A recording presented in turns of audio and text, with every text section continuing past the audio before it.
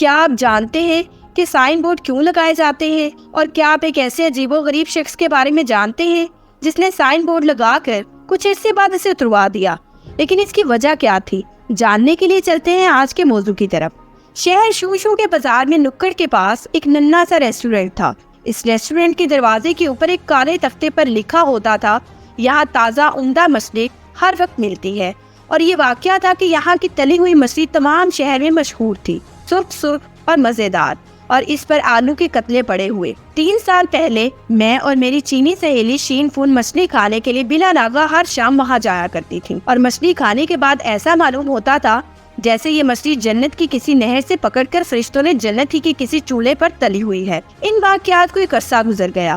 میں اور میری چینی سہیلی شین فون دنیا کی سیاحت کے لیے نکل پڑی۔ پچھلے دنوں اتفاق سے ہمارا جہاز شہر شوشو کے ساحل سے آ لگا تو شین فون نے اپنی ننھی آنکھیں ہم شکل چیر کی خوشی کے لہجے میں مجھ سے کہا، روحی چلو بازار جا کر اپنے پرانے ریسٹورینٹ سے مچھلی کھائیں۔ مجھے اس کی رائے بہت پسند آئی۔ میں جہاز کی 24 سیڑھیوں سے نیچے کود پڑی اور ہم دونوں بازار کی طرف روانہ ہو گئی۔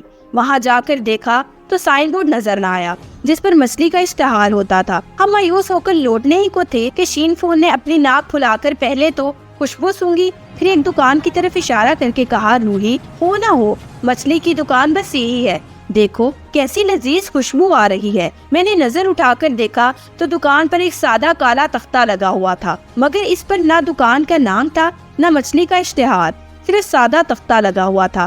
لیکن مچھلی کی خوشبو سونگ کر اس دکان میں گھسنا ہی پڑا۔ اندر جا کر دیکھا تو ہماری آنکھیں کھل گئیں۔ 20 آدمی چھوٹی چھوٹی میزوں پر بیٹھے مزے سے تلی ہوئی مچھلی اور آلو کے قطلے اڑا رہے تھے۔ سب کے منہ میں مچھلی سے اور آنکھیں خوشی سے لبریز تھی۔ وہ پرانا بوڑھا دکاندار جس نے اپنی تمام زندگی مچھلی تلنے کے فن پر غور کرتے کرتے سرخ کر دی تھی، مسکراتا ہوا ہماری طرف آیا اور ادب سے جھک کر بولا، لاؤں میں مچھلی؟ میری چینی سہیلی شین فون اپنے چینی وضع کے تاریخی لباس میں بالکل گڑیا لگتی تھی۔ اس کی آنکھیں بھی گڑیا سی تھی۔ اس نے شوق سے کہا، ضرور لے آؤ 2 پلیٹیں۔ مگر میں نے دکاندار سے حیرت ہو کر کہا، بھائی تم نے اپنی دکان کا نام اور اشتہار کیوں نکال دی اور سادہ کالا تختہ کیوں لگا رکھا ہے؟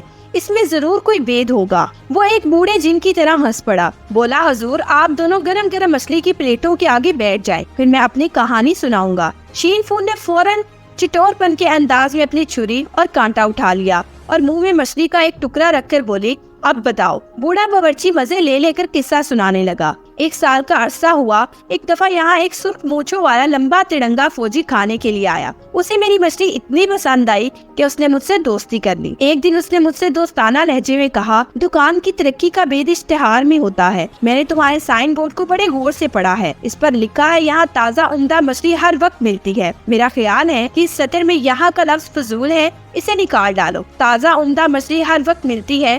تیسرے دن وہی فوجی آیا اور کہنے لگا، میں کل تمام رات غور کرتا رہا، اس سطر میں تازہ کا لفظ بھی فضول ہے، اسے بھی نکال دو۔ چنانچہ تیسرے دن میں نے تازہ کا لفظ بھی مٹا دیا اور لکھ دیا عمدہ مچھلی ہر وقت ملتی ہے۔ چوتھے دن وہی فوجی آیا اور کہنے لگا، عمدہ کا لفظ بھی بے معنی ہے، اس پر میں نے وہ لفظ بھی مٹا دیا اور لکھ دیا مچھلی ہر وقت ملتی ہے۔ 5ویں دن فوجی بولا، میں رات بھر سوچتا رہا ہوں، ہر وقت کا لفظ بھی بہت برا معلوم ہوتا ہے، اس پر میں نے لکھ دیا مچھلی ملتی ہے۔ 6ٹھے دن فوجی پھر آیا اور کہنے لگا، ملتی ہے کہ لفظ بھی مجھے رات بھر کھٹکتے رہے، صرف مچھلی لکھنا ہی کافی ہے۔ چنانچہ 6ٹھے دن بورڈ پر صرف مچھلی لکھا رہ گیا۔ 7ویں دن وہی فوجی دوست آیا اور کہنے لگا، میں رات بھر غور کرتا رہا ہوں، یہ مچھلی کا لفظ بھی مجھے ناپسند ہے، تم صرف سادہ بورڈ لگوا دو، تمہاری مچھلی کی خوشبو سے تمام بازار مہکتا رہتا ہے، جس کی ناک ہوگی وہ خود ہی خوشبو سونگتا ہوا تمہاری دکان پر پہنچ جایا کرے گا۔ مجھے بھی یہ بات معقول ہوئی، چنانچہ میں نے بورڈ کے تمام حرف مٹا دیے اور سادہ کالا بورڈ لگا دیا۔ اب لوگ پہلے کی نسبت زیادہ آتے ہیں اور زیادہ شوق سے مچھلی کھاتے ہیں۔ میں اور میری سہیلی بوڑھے دکاندار کی ذہانت پر